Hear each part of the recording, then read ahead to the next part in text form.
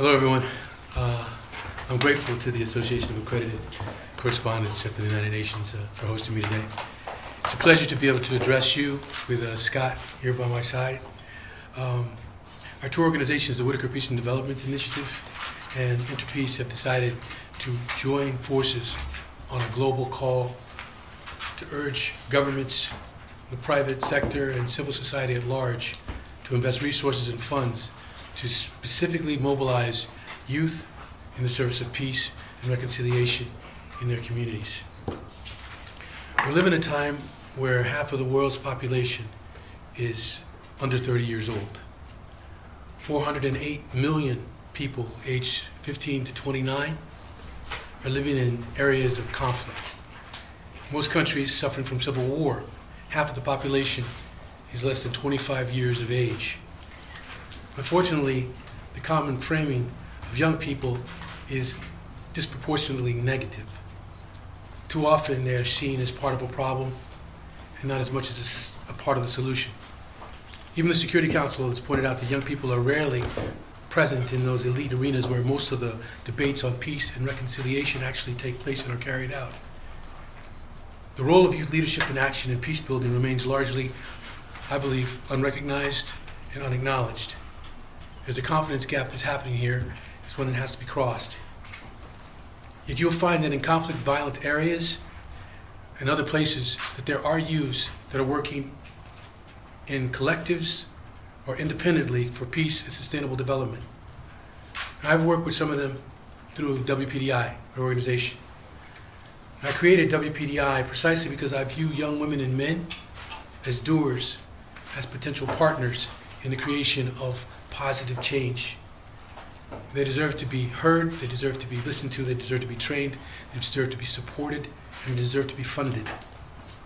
By doing so, their positive impact on peace and development can be even greater. I can think of Michael. Michael was a former child soldier from the South Sudan. He joined our program in 2015. He became a peacemaker. And in the summer of 2016, in the midst of a heightening civil war, he learned that soldiers were occupying a school in his neighborhood. So after consulting with the elders, Michael approached the commander, explained to him that barring access to these schools destroyed the future of their community. A community in which some of these soldiers, because of the Civil War, had parents, brothers, sisters, nieces, nephews. So they eventually agreed to depart from this school and allow the children to come back and be able to be educated. Well, Michael is one of our young peacemakers we've been training, supporting in his home community in South Sudan. Now later today, I'm going to have a chance to be with Magdalena, who you saw over here, who's another remarkable young peace builder from South Sudan, at a side event of the Human Rights Council. And I'll be able to engage with her in a dialogue at the International Film Festival and Forum on Human Rights. Magdalena and Michael's courage and dedication to peace and human rights holds a key message. And the key message is that even in fragile situations, even in fragile places, the international community must rely on and strengthen the local capacities for resilience. Nurturing peace from within societies is critical if we want it to be sustainable. At WPDI, we use conflict resolution, education, ICT, entrepreneurship, and life skills. We work with former child soldiers in post-conflict countries like Uganda, with local youth who are in conflict-affected areas like in South Sudan, with former gang members in Mexico, soon to be in South Africa. We support them as they empower other youth, as they mediate conflicts, as they develop businesses. So my engagement has taught me that young people want to be heard. They want to be a part of the decisions that affect them, their communities, and their countries. They have an immense ambition for action, an action that we can put into the service of peace. So my engagement has taught me that the current efforts are not being coordinated enough to achieve the kind of critical mass that we need to bring about real transformative change. And if we fail to harness the potential of youth for peace and sustainable development today, we're basically nurturing marginalization, lack of identity, further mistrust, and even radicalization when we could have, if we do the right thing, empower generations of peacemakers who can change the face of the world as we know it and our futures. For transformative change to happen, we must consent to a long-term investment. This requires political will. Hence, we have the call that we have to action for governments, private sector, society at large, to invest in the mobilization of youth as a foundation of peace and development for today and for tomorrow. Thank you for your attention. Thank you very much. Thank you to the ACANU. Thank you to Forrest Whitaker and the Whitaker Peace and Development Initiative. Thank you to the festival, Film Festival for Human Rights. It's a pleasure to be with you here and to join the Whitaker Peace and Development Initiative in this call to action. We just heard Forrest talk about the importance of youth empowerment, youth leadership. I just want to echo from our 25 years working all over the world in conflict zones that an investment in young people is the best investment towards peace and development that one can make, from our experience. Youth want to be heard. They want to be involved. They want a chance to participate.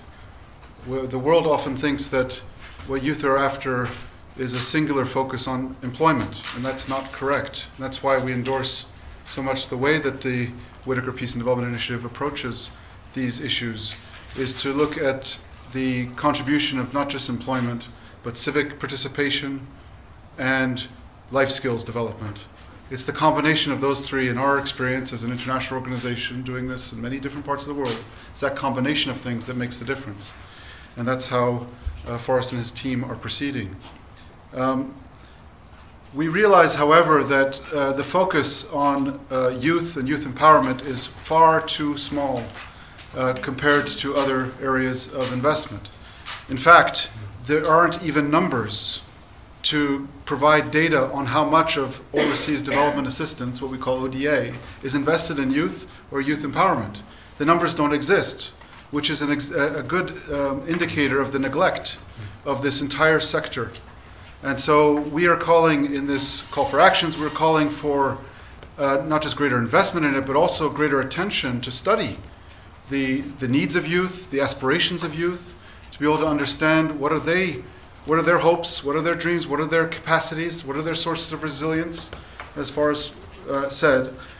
Because if we don't study something, how can we have policies that make any sense? You know?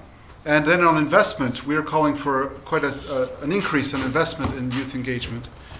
And we know that if you want to understand the priorities of a country, you can look at its budget and how it invests in its population.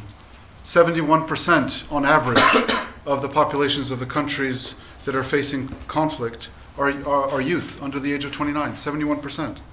And yet investments in those countries by governments and international actors are not appropriately proportioned in that direction. If we are optimists, I think we can say we're optimists. It's not because we're idealists. If we're optimists, it's because we're realists. That we see on the ground what young people are already doing and want to enhance that. And I think that's why we feel so strongly that this is a powerful and an effective way to engage. The reality is that young people, even if they have those capacities, are excluded, remain excluded from social and political systems. So as much as we work with youth to empower them, we also have to work on the sources of exclusion in society that are keeping them from being able to participate fully in the life of their countries and their communities. The last thing I'll say is that today we're celebrating International Women's Day and the limited but important progress that has been made on that agenda. In our view, the youth empowerment agenda is where the women's empowerment agenda was 20 years ago. We're at a very early stage of that effort. And so that's why we feel it's so important that we give this an important push so that we move beyond words and get into proper action. Thank you.